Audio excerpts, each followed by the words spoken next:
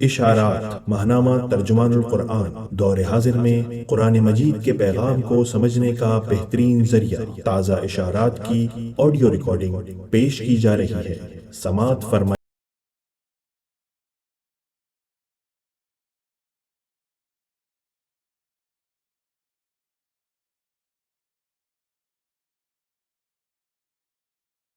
الرحمن الرحیم۔ اشارات۔ موضوع: اسلامی احیاء کے لیے فکری اور عملی اقدامات۔ تحریر: پروفیسر ڈاکٹر انیس احمد۔ ماہنامہ عالمی ترجمان القرآن، اگست 2024۔ 20ویں صدی کی مسلم دنیا میں مختلف محاذوں پر اہل علم نے جو کارنامے انجام دیے، ان کی اہمیت کے پورے احساس کے ساتھ ان تمام کوششوں میں برصغیر میں ابھرنے والی فکری انقلابی تحریک، جس کی قیادت علامہ اقبال اور سید ابو الاعلی مودودی نے کی، وہ اپنی مثال آپ ہے۔ جمال الدین افغانی 1838 سے 1897، محمد عبدہ 1849 سے 1905، امیر شکیب ارسلان 1869 سے 1946 اور سید احمد خان 1817 سے 1898 نے اپنے اپنے شعبے میں گراں قدر خدمات سر انجام دیں، لیکن ان کے اثرات اپنے دائرہ کار تک محدود رہے۔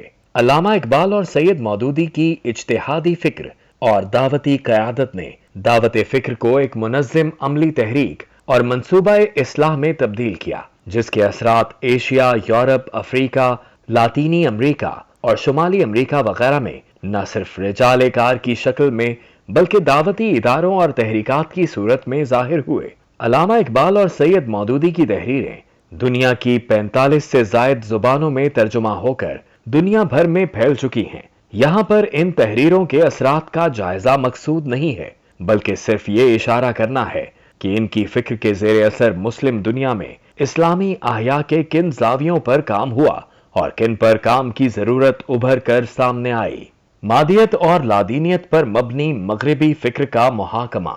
مسلم دنیا میں کسی بھی احیائی کام کے لیے اس بات کی ضرورت تھی، اور آج یہ بہت زیادہ بڑھ گئی ہے، کہ مغربی فکر کو، جسے عالمگیریت کے عنوان کے تحت بہت سلیقے اور چابک دستی کے ساتھ پوری مسلم دنیا میں نظام تعلیم، سیاسی اداروں، عدالتی نظام اور دفاعی نظام کے ذریعے مسلط کیا گیا، اور نتیجتاً مسلم تہذیب اور مسلم معاشرت اس کا پہلا ہدف قرار پائے۔ مابعد جدیدیت کے دور میں فکر مودودی نے پہلا اہم کام الحاد، مادیت، یورپی ثقافت کے عالمگیریت کے نام پر سامراجی حاکمیت کی شکل میں مسلم ممالک میں رائج کیے جانے کا تنقیدی محاکمہ کیا۔ پھر سرمایہ دارانہ، ملحدانہ اور اشتراکیت پر مبنی تصورات کا علمی رد کے ساتھ اسلامی نظام حیات کو بطور بہتر اور اعلیٰ متبادل کے پیش کیا۔ ضرورت اس امر کی ہے کہ مسلم دنیا میں ایک فکری انقلاب توحیدی فکر کی شکل میں مغرب کے پیدا کردہ عصری، معاشرتی، سیاسی اور معاشی مسائل کا متبادل حل پیش کرے۔ اس کا فکری معیار وہ ہو جو مغربی فکری سحر کو توڑ کر اسلامی فکر و تہذیب کے خط و خال کو ارک ریزی کے ساتھ پیش کرتا ہو۔ مغربی استعاریت کا انسانی حقوق کے نام پر استحصال۔ 250 سال کی ذہنی، سیاسی، ثقافتی اور صحافتی غلامی نے مسلم ممالک کی آبادیوں کے ذہنوں کو اس طرح یورپ کے فکری سانچے میں ڈھال دیا ہے کہ آج ہر وہ قدر جو یورپی سند رکھتی ہو عالمی سطح پر ترقی کا پیمانہ سمجھی جاتی ہے۔ بڑی واضح مثال برطانیہ کے 2 پیشہ ورانہ ادارے یعنی ٹائمز کی رینکنگ، علمی درجہ بندی، اور دوسرا QS کوالٹی سسٹم کی درجہ بندی ہیں، جو نہ صرف مسلم دنیا بلکہ عملاً ان تمام ممالک میں جن پر یورپی سامراج کے اثرات رہے ہیں اور ہیں، وہ ان کی جامعات کی درجہ بندی کرتے ہیں۔ اس کی بنیاد پر اور یونیورسٹیوں میں طالبان علم داخلہ لینے کی دوڑ میں شامل ہوتے ہیں۔ جو پیمانے انہوں نے بنا دیے ہیں وہی طے کرتے ہیں کہ کون سی جامعہ ترقی کر رہی ہے اور کون سی جامعہ روبہ زوال ہے۔ ایسے ہی HDI ہیومن ڈیولپمنٹ انڈیکس، جو یہ طے کرتے ہیں کہ انسانی زندگی کس معیار کی ہے اور خود انسان کتنے ترقی یافتہ ہیں۔ اس کا پیمانہ یہ ممالک اور ان کے دانشور نہیں بلکہ مغرب طے کرتا ہے۔ حتیٰ کہ اگلی صدی میں جن ممالک اور قوموں کو زندہ رہنا ہے یا رہنے کا حق نظری طور پر ملنا چاہیے، ان کے 17 معیارات SDGs سسٹینیبل ڈیولپمنٹ گولز بھی یورپ اور امریکہ متعین کرتا ہے۔ جس کی بنیاد پر نہ صرف مسلم ممالک بلکہ پوری دنیا کے نظام تعلیم کو پڑھایا جائے گا۔ خواتین کے حقوق کون سے ہوں گے، وہاں کا سیاسی نظام کس قسم کا ہوگا، غرض ان کی قومی ضروریات وہ ممالک نہیں بلکہ مغرب طے کر کے دیتا ہے، اور ان ممالک کا کام صرف ان اہداف کے حصول کے لیے اپنے تمام وسائل کا لگا دینا ہے۔ یہی شکل نام نہاد انسانی حقوق کی ہے۔ انسانی یا حیوانی حقوق، ہم جنسیت کا ریاستی سطح پر جائز اور قابل قبول طرز عمل ہونا، مغربی سامراجی ادارے طے کرتے ہیں۔ چنانچہ ان SDGs کا نعرہ بھی اقوام متحدہ کے نقار خانے میں گونجتا ہے۔ پھر مسلم ممالک میں ان کے زیر اثر طاقتور حلقے فخر سے دعویٰ کرتے ہیں کہ آئندہ 20 یا 30 سال میں ہم ان تمام معیارات پر اپنے فکری آقاؤں کی خواہش کے مطابق عمل کر کے اباحیت، مادیت اور عریانیت کا نفاذ اور خاندانی نظام سے نجات حاصل کرنے کے بعد برضا و رغبت مغربی استحصالی معاشی اور سیاسی نظام کے جال میں مکمل طور پر پابند سلاسل ہونے کا اعزاز حاصل کر لیں گے۔ اس بات کو دکھ کے ساتھ نہیں بلکہ فخر اور خوشی کے شادیانوں کے ساتھ سربراہان ممالک اور وزرائے بے اختیار اپنے بیانات میں پے در پے بیان فرماتے ہیں، لیکن اللہ کی مشیت ان کے تمام منصوبوں سے برتر ہے۔ انشاءاللہ مسلم ممالک کے باشعور نوجوان اس خواب کو کبھی شرمندہ تعبیر نہیں ہونے دیں گے۔ تعلیم کی تدوین جدید کے لیے عملی اقدامات، یہ وہ بنیادی کام ہے جس کے بغیر تمام سیاسی سرگرمیاں، جلسے، جلوس اور عوامی مقبولیت کے دعوے اور مظاہرے بے معنی ہیں۔ اسلام کا تصور علم، وحی کی صداقت، کاملیت، عملیت اور عالمگیریت پر مبنی ہے۔ یہاں علم نہ محض تجرباتی ہے، نہ محض قیاسی، نہ محض استقرائی یا استخراجی، اور نہ صرف حسی تجزیاتی یا وجدانی، بلکہ ان تمام معروف اور رائج ذرائع علم سے ماورا صدق، حق، علم نافع اور معروف پر مبنی وہ علم ہے جو وقت اور مکان کی قید سے آزاد اور انسانی فطرت اور مقصد حیات اور مقاصد شریعت کی بنیاد پر اصلاح، ترقی اور سعادت و کامرانی کی ضمانت دیتا ہے، جبکہ مروجہ علم کی تقسیم یہ ہے کہ علم دنیاوی چیز ہے۔ چنانچہ انجینئرنگ، میڈیکل اور دیگر شعبہ ہائے علم دنیاوی سمجھے جاتے ہیں جو روزی کمانے کے لیے ہیں۔ ان کے برعکس یہ تصور کیا جاتا ہے کہ دینی علوم، قرآن و حدیث، فقہ، کلام وغیرہ کا تعلق تو صرف روحانی بالیدگی کے لیے ہے۔ یہ ایک سخت غیر اسلامی تقسیم ہے جو مسلم دنیا میں صدیوں سے رائج ہے۔ وحی الہی قرآن کریم کی شکل میں ہو یا اس کی تطبیقی شکل میں، سنت رسول صلی اللہ علیہ وآلہ وسلم کی شکل میں ہو، ہر دو شکلوں میں زندگی کو غیر منقسم اور توحید کا مظہر تسلیم کرتی ہے۔ انسان کی معیشت، معاشرت، سیاست، جنگ و جدل، کائنات میں تحقیق و جستجو ہر شے کو دین کا حصہ اور دین کی رہنمائی پر مبنی قرار دیتی ہے۔ وحی کی کاملیت، جامعیت اور عملیت کا مطلب ہی یہ ہے کہ وہ محراب و منبر تک محدود نہیں ہے، بلکہ عدالتیں ہوں یا ایوان نمائندگان یا معاشی منڈیاں اور دانشوروں کے قیاسی محل، ہر انسانی سرگرمی کو وحی الہی کے مطابق تشکیل دینا اور اسلام کو نظریے کی جگہ نظام سمجھتے ہوئے اس کے نفاذ کے لیے فکر، جان، مال کو کھپا دینا، علم نافع کے پیدا کرنے کے لیے تمام ذہنی قوتوں کو صرف کر دینا دین کا مقصد و مدعا ہے۔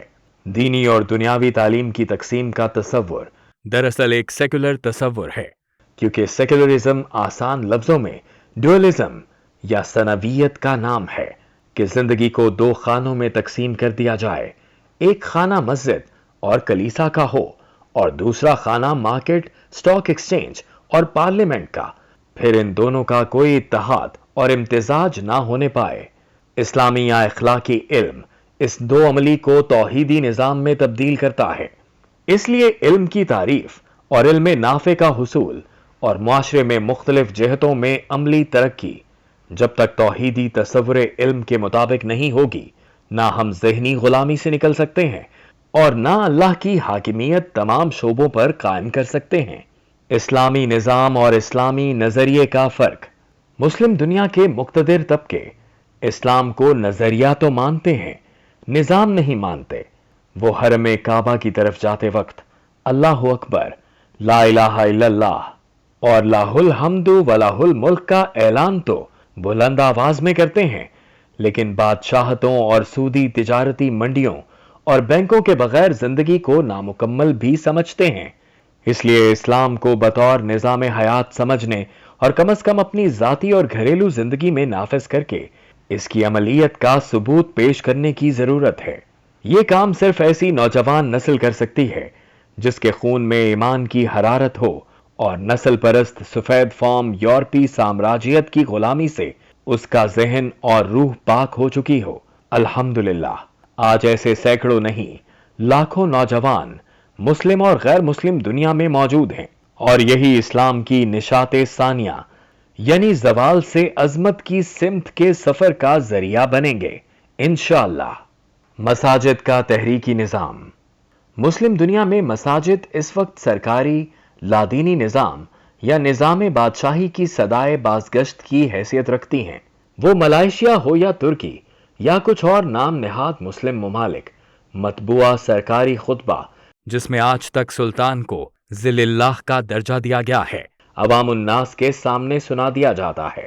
ان تمام مساجد میں حلقہ غور و فکر قائم کرنے کی ضرورت ہے تاکہ تعلیم یافتہ افراد کے ساتھ عوام میں بھی دین کے نظریے کی جگہ نظام تربیت ہونے کا تصور واضح کیا جا سکے، اور زمام کار کی تبدیلی کے لیے افرادی قوت کو فکری تطہیر و عملی تنظیم کے ذریعے یکجا کیا جائے۔ نظریاتی افراد کار کی تیاری۔ عوامی اجتماعات اور عوامی قوت کی اہمیت کو تسلیم کرتے ہوئے یہ بات ذہن نشین رہنی چاہیے کہ ایک نظریاتی تحریک اور ایک عوامی تحریک میں بنیادی فرق ہے۔ تحریکات اسلام کی اصل پہچان ان کی سیرت و کردار کی اثر انگیزی ہے، کثرت تعداد نہیں۔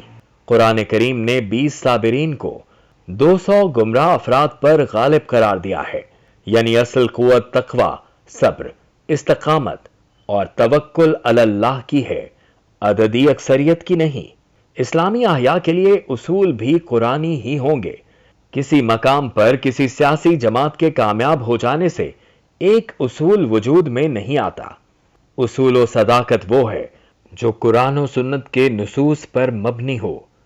تحریکات اسلامی کو اپنی علمی سیرت و کردار اور عصری مسائل سے آگاہی کے ساتھ ان کے قابل عمل اسلامی حل انسانوں کے سامنے پیش کرنے ہوں گے۔ یہ کام محض دعوے سے نہیں ہو سکتا، اس کے لیے طویل المیعاد منصوبہ بنا کر مالی وسائل فراہم کرنے اور افرادی وسائل کی تلاش و تیاری کی ضرورت ہے۔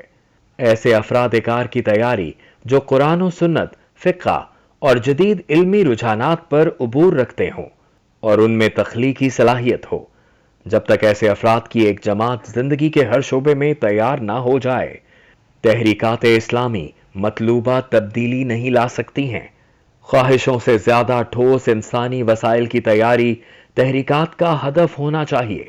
یہ کام وہی کر سکتے ہیں جو مستقلاً حصول علم اور تحقیق کے عادی ہوں، شہرت کی جگہ گوشہ نشینی کے ساتھ اس علمی جہاد کے ذریعے معاشرے کے عام انسانوں کو اسلام کے عظیم پیغام کے عملی پہلو سے متعارف کرا سکتے ہوں۔ مسلکیت کی قید سے بلند ہونے کی ضرورت۔ یہ ایک ناقابل انکار حقیقت ہے کہ لادینیت اور مغربیت کے فروغ کے باوجود مسلم دنیا اور خصوصاً پاکستان میں دینی مدارس کے ذریعے تعلیم پانے والے مدرسے کے مسلک سے وابستہ طلبہ غیر شعوری طور پر اپنے مسلک کو راجح اور دیگر مسالک کو مشتبہ تصور کر لیتے ہیں۔ یہ بنیادی کام ہے کہ دین کی اس وسعت کو، جس میں شورا کی فرضیت نے تبادلہ خیالات، مشاورت، بحث و مباحثہ اور تقلید جامد کو توڑنے کی راہ پیدا کی ہے، اس کا شعور عام کیا جائے۔ اس بات کو آگے بڑھایا جائے کہ صرف قرآن و سنت کے براہ راست فہم سے عصری مسائل پر اظہار خیال کیا جائے تاکہ آہستہ آہستہ مسلکی ذہنی جمود سے نکالا جا سکے۔ در حقیقت ملت اسلامیہ کی بنیاد پر اتحاد قائم کرنے کی ضرورت ہے۔ کشمیر اور غزہ اور فلسطین میں کوئی دشمن اسلام کسی مسلک کا نہیں پوچھتا، صرف مسلمان ہونا اس کے شہید کیے جانے کے لیے کافی ہوتا ہے۔ یہ کام صرف تحریکات اسلامی ہی کر سکتی ہیں، کیونکہ وہ اپنی اپنی جگہ فقہی رہنمائی حاصل کرنے کے باوجود وسیع تر دائرے میں اپنے آپ کو امت سے وابستہ سمجھتے، قرار دیتے اور عملاً چل کر دکھاتے ہیں۔ وہ نہ مولانا مودودی کو امام ابو حنیفہ، امام شافعی، امام مالک اور امام احمد بن حنبل کے مترادف قرار دیتی ہیں، اور نہ تحریکات اسلامی کے ان داعیوں نے اپنی رائے کو تحریک پر نافذ کرنے کی کوئی کوشش یا مثال قائم کی ہے۔ دلوں کو جوڑے بغیر اور مسلکی فاصلوں کو کم کیے بغیر کوئی اصلاحی عمل آگے نہیں بڑھ سکتا۔ اس کے لیے ضروری ہے کہ تحریکی افراد خود فقہ کا تقابلی مطالعہ اور خصوصاً رواس قلجی کی موسوعات فقہ الاسلامی، جس کا ترجمہ اردو میں ہو چکا ہے، اس کا سبکن مطالعہ کیا جائے تاکہ وہ توسیع فکر پیدا ہو جو تحریکات اسلامی کا خاصہ ہے۔ 50 سالہ حکمت عملی کی تشکیل۔